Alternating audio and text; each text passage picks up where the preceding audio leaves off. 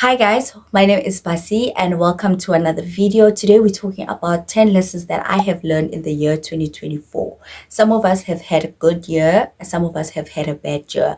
And I know personally I've had the most difficult year ever. I think this year has been a year for me where I have grown so much. Being unemployed, looking for a job, spiritually finding myself, how to navigate singlehood, how to embrace my 30s without having all what the world says I need to have by the age of 30. That has been some of the things that I have been working through, and I am glad to say that this year has been the most difficult year but the most rewarding year ever. So let me not be long and just get into it. So the first thing that I would love to say is building an intimate relationship with God was one of the best decisions I ever did. One, it has helped me to release myself from all the burdens of the world, to stop focusing on what I don't have and stop thinking that I'm not good enough. Just trusting God and being patient with Him. It's not easy, but I made a decision that I am going to read my word. I am going to be closer to Him. And being closer to God has made me want to love other people even more, and also just to understand myself. I think the most important gift that I ever given myself was knowing God so that I can be able to know myself. I love that. Today at church we're talking about reflecting on the year, and I realized that I spent a lot of time trying to figure who I was and what is it that I want. Learning who I am through God's eyes is one of the best gifts that I could ever ask for.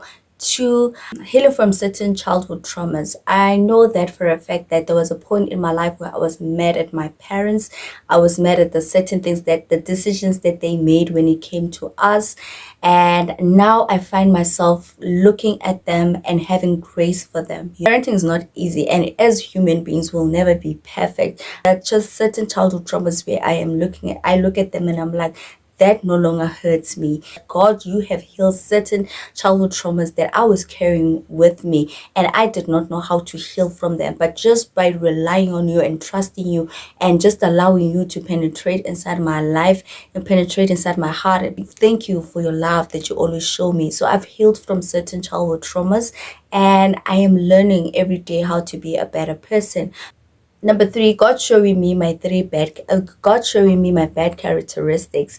And I am so happy that God did that for me, because He showed me how much He loves me by showing me my bad characteristics, not feeling ashamed or reprimanded for that. I think that made me want to work on myself even more. For learning that everything flows from your heart. What feelings do you experience most of the time? Are they of love? Are they of anger? Are they of negativity? You need to actually evaluate your heart. What you allow to enter your heart and what you allow to come out of your heart is very important. What I think and what I say, especially when it comes to other people, it has taught me that if there is some sense of jealousy, how do I work on that? How do I make sure that that jealousy doesn't sit in my heart and build a wall in my heart? So those are the things that I have learned. Number five would be perfection does not exist. You always have something to learn. You always have something to work on. You always have something that you are dealing with. And you will never be at a point where everything is all smooth, everything is all right. You always have something that you will need to work on, something that you need to overcome. And it's just life. It comes with struggles and hardships. But the nice thing about life, you don't have to do it by yourself. There will be God who will guide you, because He knows what's good for you. He knows what's right for you. Number six, failure, guys. I am a person that when I fail, I think I've said this in most of my videos, where I'm a person that when I fail, I easily give up. And I think I've learned a whole new meaning of what failure is in the year 2024. Failure for me has made me realize that I can get up 3 times and fall 1,000 times. It's not about getting to the finish line, but it's how you walk in the race. Are you walking with grace? Are you walking with God? Are you walking with love? Those are the things that you need to understand when it comes to failure. Number 8, guys, being in your 30s can be tricky, especially when you do not have the things that meet the standards of the world. Like every day you have to fight for your confidence. Every day you have to fight for your security. You have to fight for yourself. Just because I don't have all the things that look pretty on the outside, it doesn't make me less of a person. And just because God is taking his time with me, it doesn't mean that I will not have the things that I have, because I believe that some of the desires that I have in my heart, they come from God. They don't come from me. Some of them, God has placed them in my heart. I think for me in my 30s right now, as much as I am secure about certain things, I'm also insecure about certain things. I'm learning to take everything one step at a time, but run my race according to how God wants me, because good and perfect gifts come from above. Number 9, praying about a church. This is what I did for myself in the year 2024. I wrote in my journal that, God, I want a church where there are women. I want a church where the Bible is is the substance. It is the core of it all.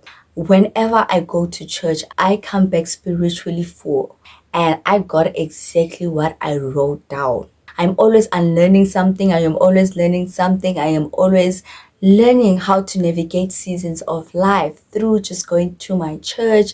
And then the last thing that I wanted to close off with, which is number 10, the importance of community. You can't survive this world by yourself, because it comes with the challenges, it comes with a lot of things, and sometimes you just need a group of people that you guys can relate to each other. You guys can come together with a common goal, people that you can be able to share your problems with, people that you can be able to talk to. And that community is not always going to be perfect. It's not always going to be 100%. It is going to have its shortcomings at what it is that this community is doing for you. So I've learned that community is important, and I've loved the community that I've built at church. I love it so much. That is all that I wanted to share with you guys today. And I want to say to you, happy festive season, Merry Christmas, and I will see you in another video.